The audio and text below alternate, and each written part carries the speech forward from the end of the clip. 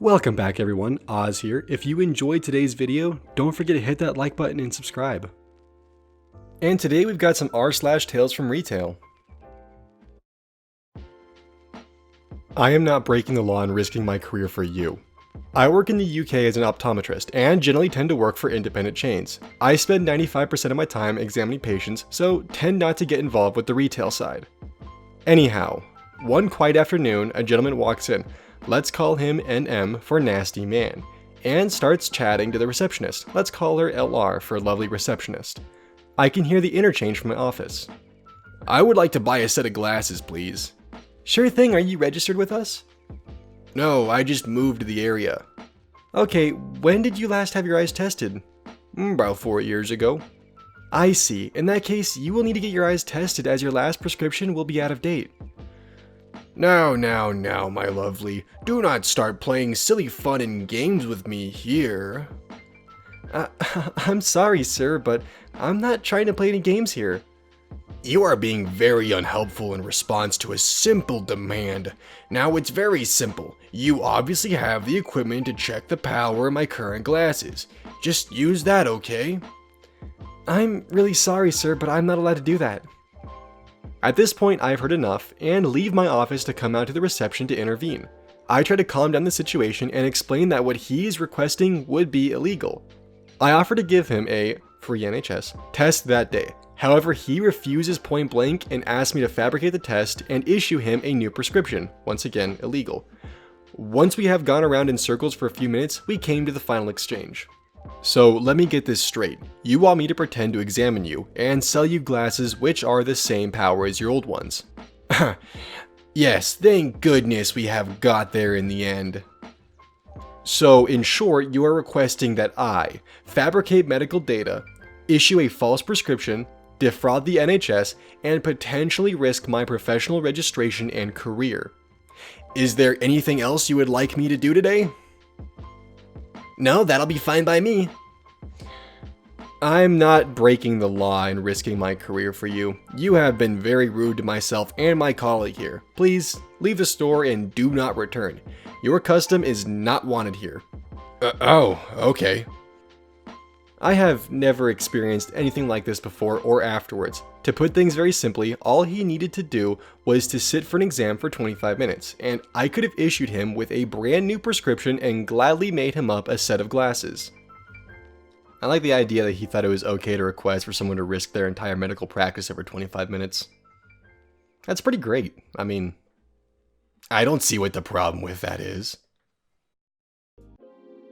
Why I should not interact with customers without sleep.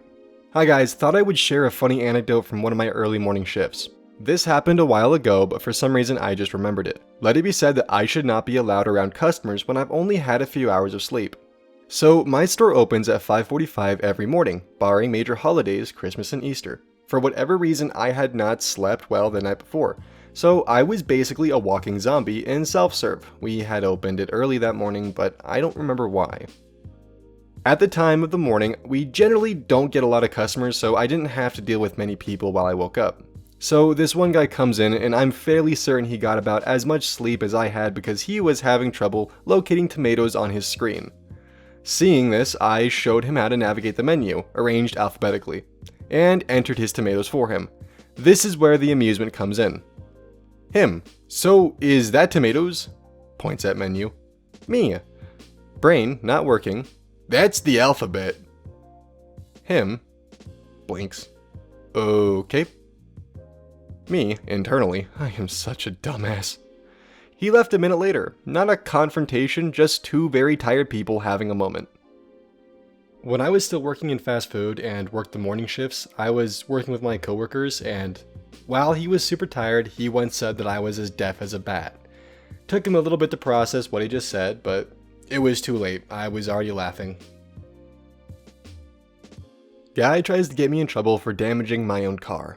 I work as a part-time courtesy clerk for my local Sabi's grocery store for a year and a half now. My job includes taking out the trash and compost, heavy lifting for customers, on-site spill cleanup, and, key to the story, collecting the shopping carts from the outside corrals around the parking lot and bringing them into the store. At my particular store, there's no designation between customer and employee parking. We have a fairly large parking lot as we're attached to the mall, so management doesn't really care where we park. The parking lot in question is also on a slight incline up from the store. Not enough to be noticeable, but just enough for the carts to roll away on me if I don't pay attention. This has happened to me on multiple occasions, and thankfully I've been able to catch the carts before they collide with a car or rolled into traffic.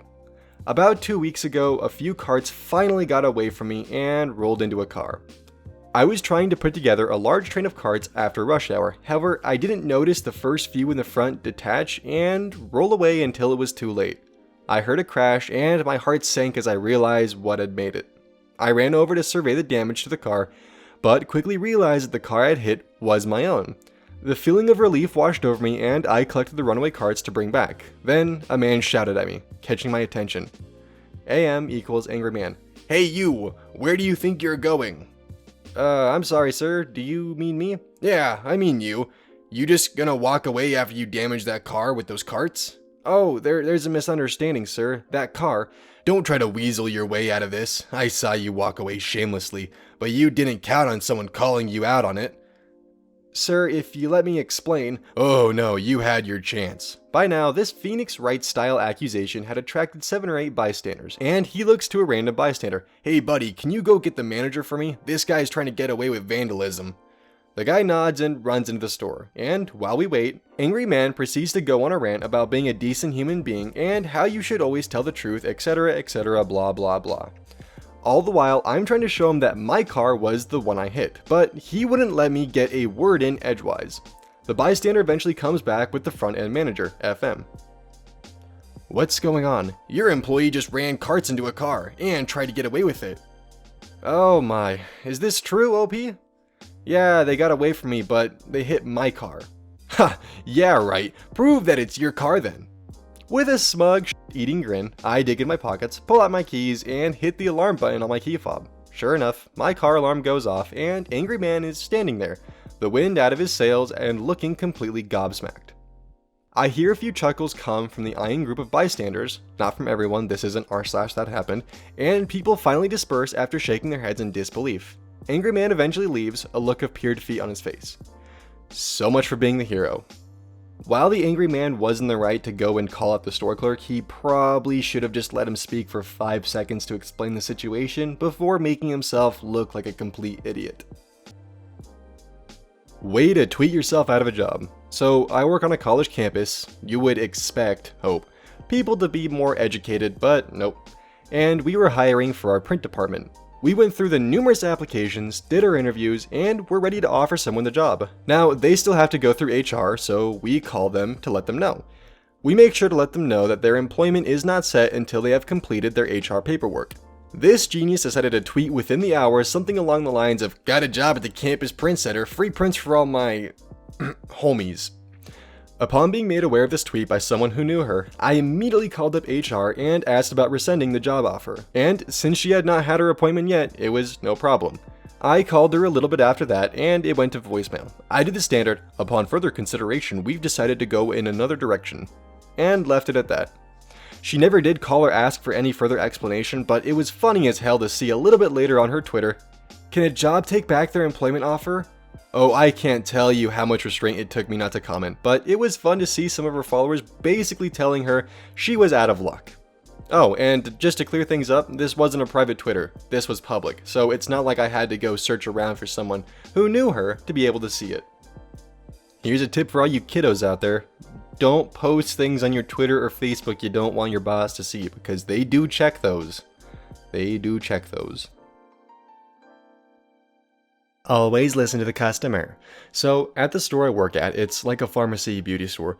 We do an advantage card, reward card. It's the standard game points, save them up, and use them to purchase stuff card. It's just gone lunch on a Sunday, so there's a bit of a rush, and since we're understaffed with most of the tills not working, there is a line of about 10 or so people, with more people coming to queue as quickly as we can serve them. To be honest, most people only had 1 or 2 items if they weren't buying a meal deal, so things are moving quite steadily.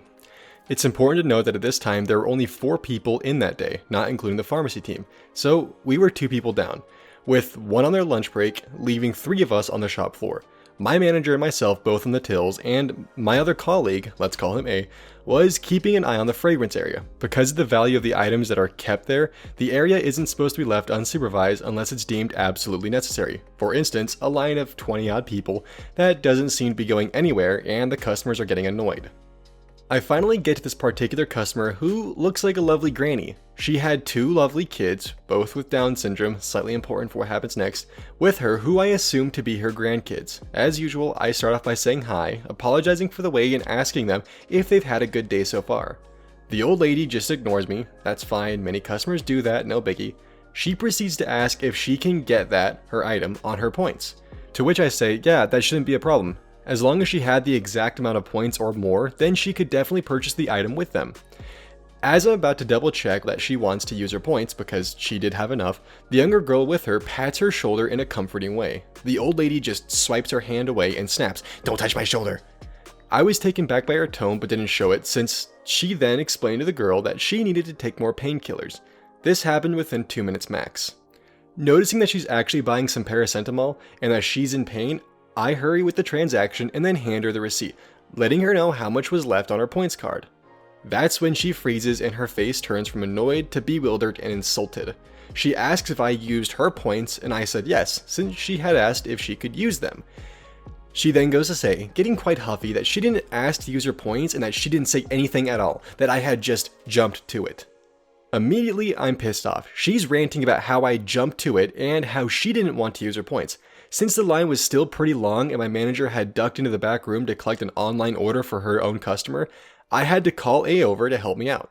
I apologized profusely for the misunderstanding and explained to her that I'm getting someone over to fix it. I'm currently not trained or authorized to do refunds exchanges, so I have to call A over. It's a small store, so it didn't even take him a minute. I explained the situation and then moved the till next to my original one to continue serving customers. While doing so, I hear her complaining about me, how I jumped to it and that she didn't even say anything, etc., and that I should always listen to the customer. I knew to pick my battles. I wasn't about to argue with the customer that I had listened to her and that it wasn't my fault you changed your mind about how you wanted to pay but didn't tell me. Yes, I really had to concentrate on the next few customers to avoid my voice cracking and myself crying. I'm weak. The second someone raises their voice, I'm Niagara Falls. But I certainly wasn't going to cause a scene whether I was in the right or not. I did check with my other colleague after she came down from lunch about what she would have done if a customer had said, "Can I get that on my points?" to her, and we both would take it as they want to pay with their points. Obviously, I realized that either A, this lady changed her mind and just didn't tell me, or B, she was trying to ask if she could collect points on that purchase. More likely the latter. I'm honestly surprised that this is only my 3rd crappy-ish customer in the few months I've been working for this company. Yeah, I kind of learned the hard way to double check with customers on everything they say, because you'd be surprised how many times people say no onions and they also mean no onions and no tomatoes, but they forget to say no tomatoes and suddenly it's your fault that they forgot to say no tomatoes and now the manager has to get involved and oh boy. Anyways, let's keep moving. Thanks for watching. If you enjoyed this episode, then please consider subscribing, as well as ringing that little notification bell. That way, you know every time that I upload in the future. And, as always, thank you for watching, and I'll see you all later.